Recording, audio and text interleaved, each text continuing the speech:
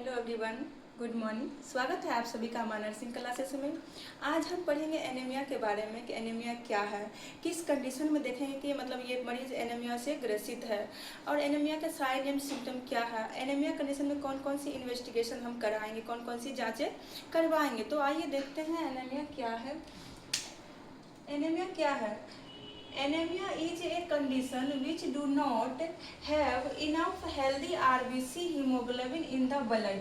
Anaemia जो है, जब ब्लड के अंदर आरबीसी और हीमोग्लोबिन का लेवल सामान्य से कम हो जाता है तो उस कंडीशन को हम एनीमिया बोलते हैं। उस कंडीशन को हम एनीमिया कहते हैं। जब ब्लड के अंदर आरबीसी और हीमोग्लोबिन लेवल सामान्य से कम हो जाता है तो उसको हम एनीमिया बोलते हैं। एनीमिया देखते हैं नॉर्मल एचबी लेवल कितना होना चाहिए।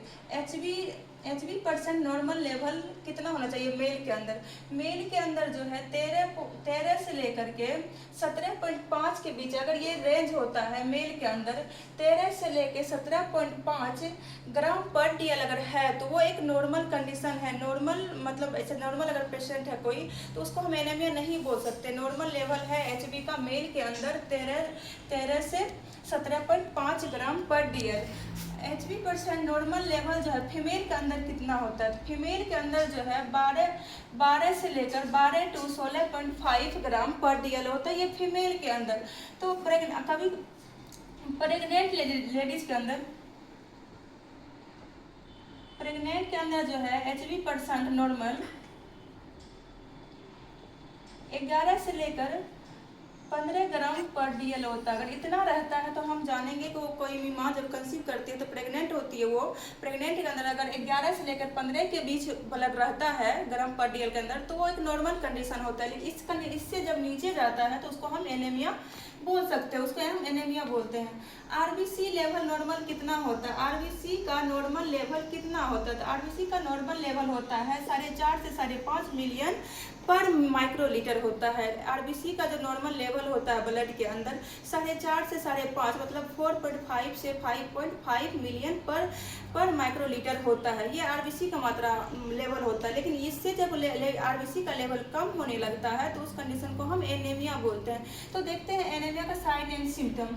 एनीमिया का साइन एंड सिम्टम क्या है? Weakness, fatigue, breathlessness, irritating behaviour, जैसे कि वीकनेस कमजोरी महसूस करना, फिर ये फटीग थकान सा लगना, ब्रेथलेसनेस, जैसे कि कोई मरीज जैसे कि एनीमिया में जा रहा है तो उस कंडीशन में क्या होता है कि सांस कभी वो बहुत ज़्यादा लेता है, कभी शिथिल पड़ जाता है, इसमें सांस लेने में तकलीफ होने लगता है।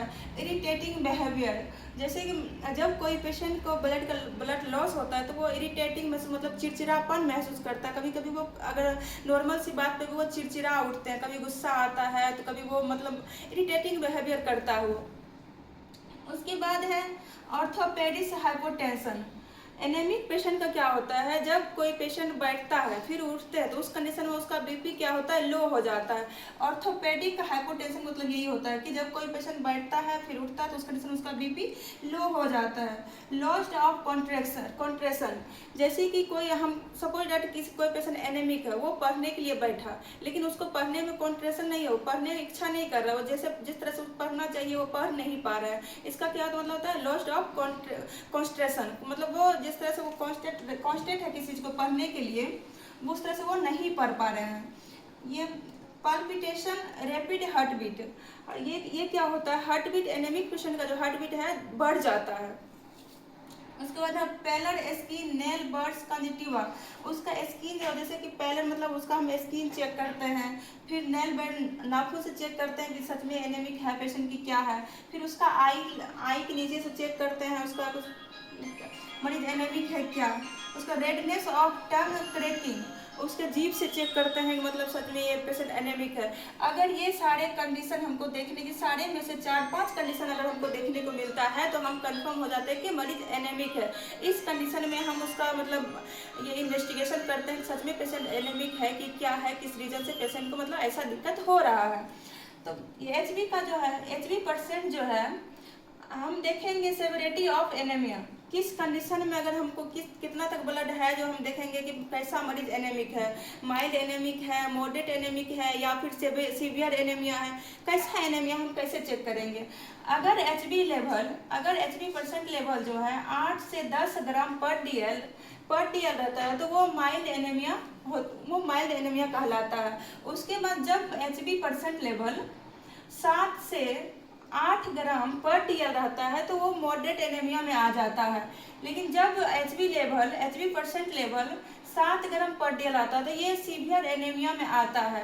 इस कंडीशन में जो है माइल्ड एनीमिया में जो है उसको मतलब डाइट लेने के लिए बोलते हैं। कैसा डाइट? माइल्ड एनीमिया जो है डाइट से मतलब ठीक हो सकता है, मतलब अपना ब्लड पूरा कर सकता है, कितना ब्लड आ सकता है उसमें हम ग्रीन वेजिटेबल आयरन युक्त आहार लेने के लिए बोलते हैं ताकि उसका ब्लड शरीर में बने। उसके बाद ये मॉडरेट एनीमिया में क्या होता है कि इस कंडीशन में उसको आयरन युक्त मेडिसिन की आवश्यकता होती है। उसको आयरन युक्त मेडिसिन देते हैं ताकि वो अपना रिकवर कर सके ब्लड को। इस कंडीशन में जो होता है सीवियर एनीमिया जो है उसको जो है ब्लड चढ़ाने की आवश्यकता होती है, ब्लड ट्रांसफ्यूजन करना होता है सीवियर एनीमिया में। अब हम देखते हैं कि क्या क्या जांच कराते हैं। हेमेटोलॉजिकल इन्वेस्टिगेशन, हम कैसे जानेंगे कि ये मरीज मतलब किस वजह से, अगर एनेमिक है पेशेंट तो किस कंडीशन से एनेमिक है, ये जानने के लिए कि हमको किस रीजन से होगा, कहीं से ब्लीडिंग हो रहा है या ऐसा कोई कारण है जिसके कारण मरीज को शरीर में या फिर ब्लड नहीं बन रहा है, क्या रीजन है जो पेशेंट एनेमिक हो रहा है। इस कंडीशन को देखने के लिए हम इन्वेस्टिगेशन करा के मतलब जाँच कराते हैं ब्लड का।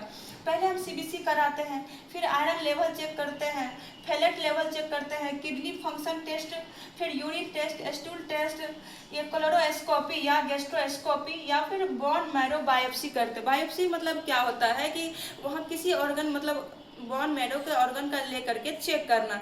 इस सारे जांच से हमको पता चल जाएगा कि मतलब किस कंडीशन से पेशेंट एनेमिक हो रहा है। सीबीसी कराते हैं, उसके बाद जो है आयरन लेवल चेक करते हैं, फेलेट लेवल चेक करते हैं, किडनी फंक्शन टेस्ट करते हैं, ये बोन मैरो टेस्ट करते हैं। मतलब इससे पता चलता है कि कोई मरीज किसी बीमारी से एनीमिक हो रहा है या फिर कोई और कंडीशन है कि एनीमिक हो रहा है। जैसे कोई पेशेंट जैसे चाइल्ड से पुबर्टी एज में जाना, इस कंडीशन में भी ब्लड लॉस होता है तो इस कंडीशन को भी इस कंडीशन में भी पेशेंट एनीमिक होता है। या प्रेग्नेंट वुमेन में जब बच्चा ग्रोथ करता है, माँ के ब्लड से बच्चा बनता है, उस कंडीशन में जो है पेशेंट एनीमिक होता है। और उसके बाद क्या होता है, उसके बाद होता है कि प्रेग्नेंट वुमेन या कोई माँ ब्रेस्ट फीडिंग करा रही है, उस कंडीशन में भी मतलब कंसीव होता है। या फिर प्री टर्म या फिर प्रीमेच्योर बेबी, जैसे कि बिफोर 37 वीक्स, जैसे कोई बच्चा जो है 37 वीक्स से पहले जन्म लिया तो उस कंडीशन में भी एनेमिक हो सकता है। ये सारे कंडीशन जो है एनीमिया का है। इस कंडीशन में जो है हम एनीमिया कैसे जानेंगे, मतलब ये पेशेंट एनीमिक है और उस कंडीशन में कौन सा ट्रीटमेंट देंगे। तो आइए हम देखते हैं ट्रीटमेंट के बारे में। अगर ऐसे जैसे हम बता चुके हैं कि अगर माइल्ड एनीमिया होगा तो उसे हम डाइट देंगे, उसको हम डाइट से ही रिकवर करेंगे कि मतलब एनीमिया कितना है। तो अगर 8 तक है, 8 से 10 के बीच है तो उसमें हम आयरन युक्त आहार लेने के लिए बोलेंगे, जैसे कि हरे पत्तादार सब्जियां हो गया, ग्रीन वेजिटेबल हुआ, ये सब। और फिर अगर ये है कि मॉडरेट एनीमिया है तो उस कंडीशन में जो हम आयरन युक्त टैबलेट देंगे, आयरन युक्त मतलब आयरन से इंजेक्शन देंगे आयरन का, या फिर टैबलेट देंगे, रेगुलर लेने के लिए बोलेंगे अगर मॉडरेट है तब। अगर सीवियर एनीमिया है तो उस कंडीशन में हम ब्लड ट्रांसफ्यूजन करने के लिए बोलेंगे। अब हम नेक्स्ट क्लास में देखेंगे कि इसका क्लासिफिकेशन क्या है, टाइप क्या है। फिर हम टाइप को अलग अलग तरह से पढ़ेंगे कि मतलब एनीमिया का कितना टाइप है। एनीमिया को ऐसे मोस्टली माना जाए तो 2 टाइप होता है, एक फिजियोलॉजिकल, एक पैथोलॉजिकल। इसके बारे में हम नेक्स्ट क्लास में पढ़ेंगे। Thank you. अगर वीडियो अच्छा लगा हो तो लाइक एंड सब्सक्राइब करें।